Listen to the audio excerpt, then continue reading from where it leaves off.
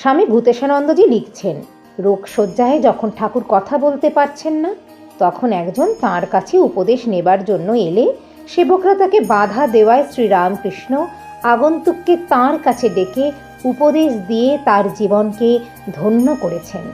বুদ্ধদেবের জীবনের অন্তিম মুহূর্তে একজন দূর থেকে তাঁর কাছে উপদেশ নিতে আসেন।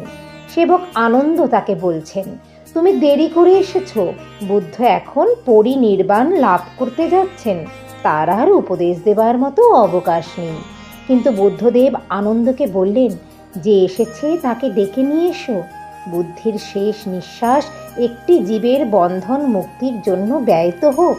শ্রীরামকৃষ্ণও তেমনি শেষ মুহূর্ত পর্যন্ত সকলকে উপদেশ দিয়েছেন, সকলের বন্ধন মোচনের চেষ্টা করেছেন।